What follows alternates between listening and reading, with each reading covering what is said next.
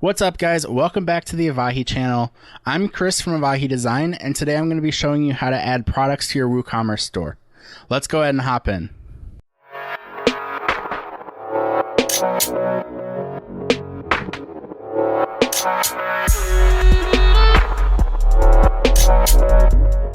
Okay, so before we can add the products, we need to talk about the different types of products you can add.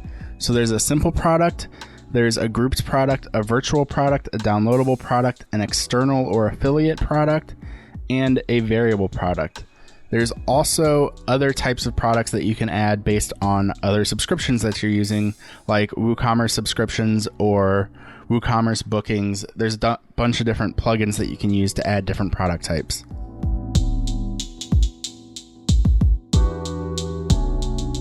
So let's start first with a simple product. So whenever you log in, you're going to be at your dashboard and you're going to go to Products, Add New. You're going to click that, and the very first thing it's going to ask you for is the product name. So this portion is going to be the same across every type of product. So we are going to be doing Nike SB shoes, and the first version will be black and white. The next box that you're going to see is going to be a long description. It's the first box that shows up, but this actually on the main WordPress WooCommerce page shows up more towards the bottom. Then we're going to see categories. So right here you can add new categories, and whenever you add a new category you can select a parent category. I've already set up some categories, so we're going to put shoes and Nike, and then we're going to scroll down a little bit, and first we'll see the product types. So you click simple product, and we're just going to go through the prompts.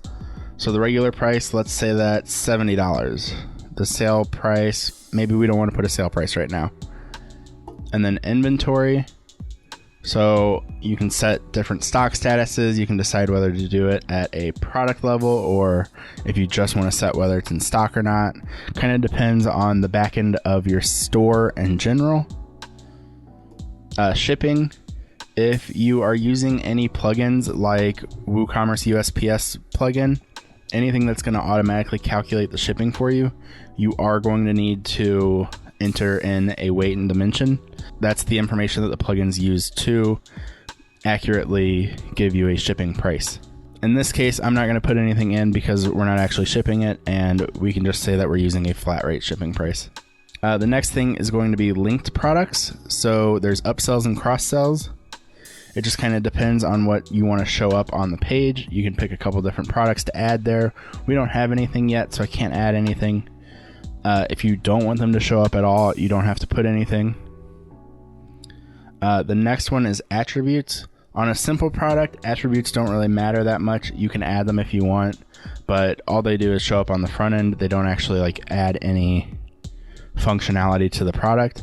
But attributes will be really important for variable products. The advanced settings, you can set up a purchase note, so that's an email that's automatically sent after somebody purchases this. You can use menu order for custom ordering, and then you can enable or disable reviews. When you scroll down a little bit, you'll see product short description. This short description actually shows up higher up on the page, so you'll see it whenever I go to the actual product page, but it's going to show up right underneath the name of the product. I think it's kind of weird that they have the short description at the bottom, but that's just something to keep in mind whenever you're doing this. You can add product tags, so it makes it easier for people to search for your products. And then you can set a product image. So let's go ahead and set a product image for the black and white Nike SBs. If you had multiple images, you can also add to the product gallery image. And then from there, we're just going to click publish. Okay, so now that everything's published, we can see the product page, the title, price, short description. You see this shows up right underneath the title and price. And then the description is actually down here. If you have reviews enabled, they'll show up here. If you have any attributes, it'll also show up as a side column right here, and you can click on it and it can show you the different attributes. And you can see the categories.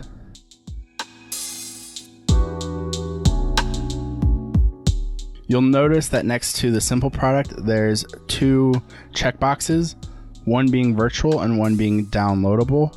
So the only difference between these two is that if you're doing a simple product and you click that it's virtual, you don't have to worry about any shipping.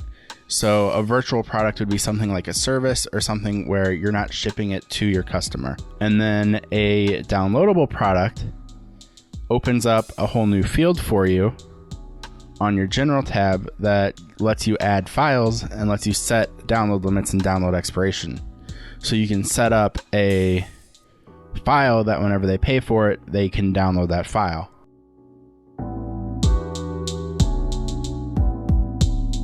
Okay, so we've hit add new and we're going to create another product.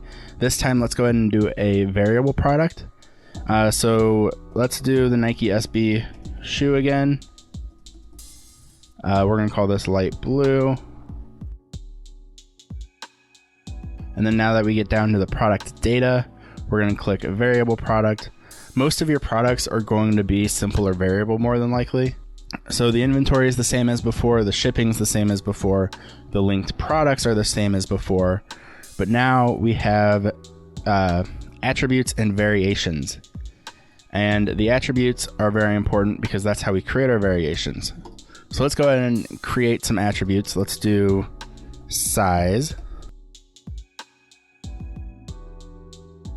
Click use for variations, save attributes. And actually, let's go ahead and do a couple different types. So we're going to do that and just make it, we're going to create another attribute for different colors so I can show you another cool thing about variable products.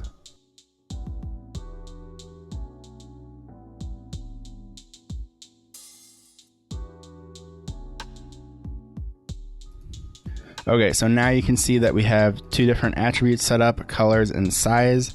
And then we're going to go ahead and go to the variations tab. And there's two ways to add variations. So you can create variations from all attributes, which means that it's going to create a product that has a value of light blue and size 11, a value of light blue and size 12, a value of light blue and 13, and the same for the other two colors. So you're going to end up with 9 different product types. If the only thing that actually changes between the products is the color, they can choose any size and it doesn't change their prices or anything, then you can just click add variation and you can pick go by the color. So in this case, if they choose light blue, black and white, or black and black, it's going to be a different product. But because the price stays the same no matter what size they're using, there's no reason to set we don't need separate variations for each of those. That just makes it more complicated than it needs to be. So with the variation, we can set the price.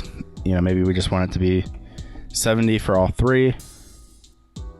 And each product has its own spot for information. So that's what makes it the variable products, is you can change stuff up based on each product that's on this page. One really nice thing about this is that you can do an image for each one.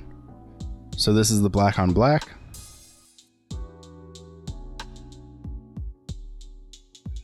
Click save changes and all of that will be set.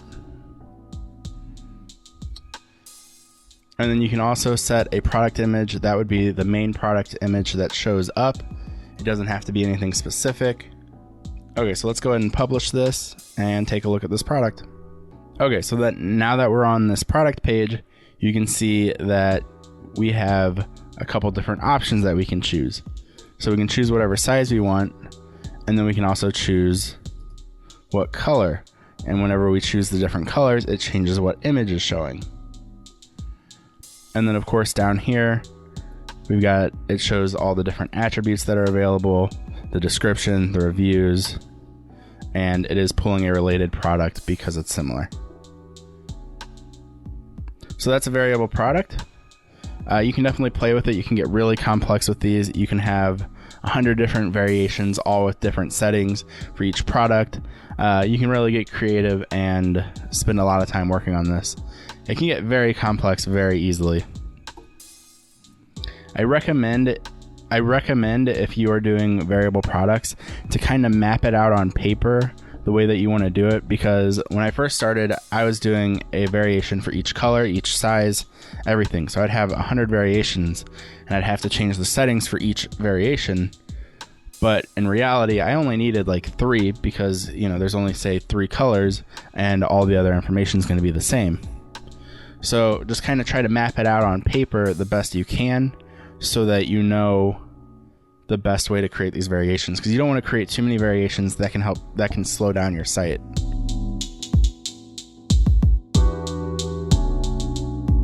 So next up, I'm going to show you a grouped product and how you would set that up.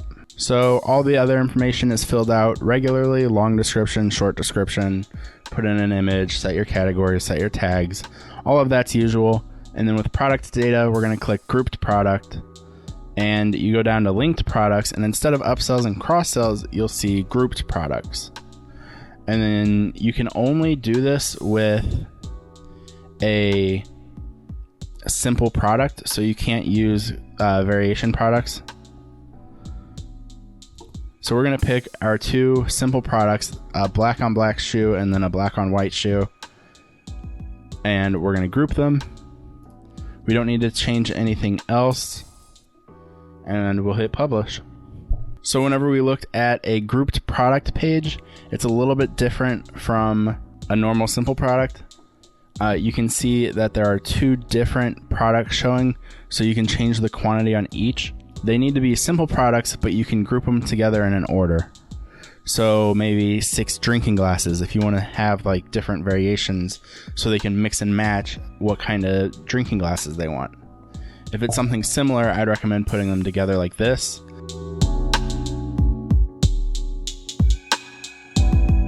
The last type of product that you can create is an affiliate product. So we're going to go ahead and set up a new product called the Canon M50. Okay, so you fill out the information like usual, and then product data, we go to external/affiliate product, and it changes a little bit. So you're going to have options for a product URL, button text, and then you can put in prices. So let's go ahead and go to Amazon, and we're going to find this product.